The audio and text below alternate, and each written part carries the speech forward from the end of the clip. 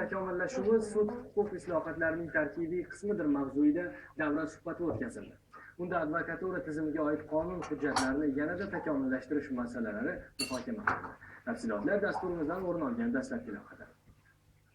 Ma'lumki, mamlakatimizda inson hayoti, erkinligi, sha'ni oliy qadriyat darajasiga ko'tarilgan, inson huquqlarini himoya qilishning izchil mexanizmi yaratilgan. Advokatura instituti shular jumlasidan.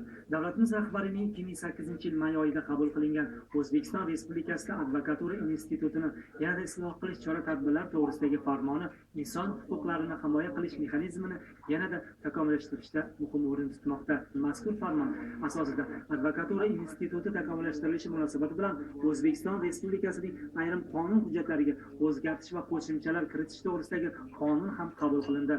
Mazkur qonunga asosan advokatura to'g'risidagi qonun hamda jinoyat protsessual, ma'muriy javobgarlik to'g'risidagi kodekslarga kiritilgan o'zgartish va qo'shimchalar bugungi kunda mamlakatimizda inson huquqlarini himoya qilish uchun xizmat qilmoqda.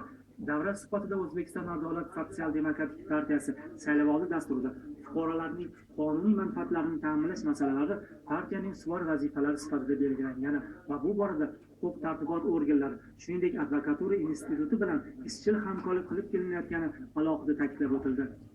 Hozirgi o'tkazilayotgan tadbirdan mana ma'lum bo'ldiki, mamlakatimizda yaratilgan imkoniyat sud jarayonida fuqarolarning huquqlarini himoya qilishda tomonlarning tengligi prinsipi yaratilgan.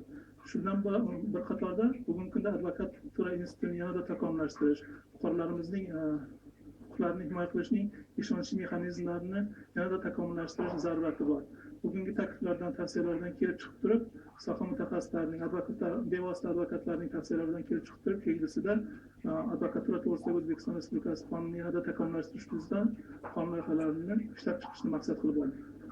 Davra suhbati davomida inson huquqlarini himoya qilishda advokatura tizimining o'rni va rolini yanada yuksaltirish, soha xodimlari malakasini muntazam oshirib borish masalalari yuzasidan ham fikr mulohazalar bildirildi. Bahodir Muhsinov, Nodir Xolmatov, yoshlar.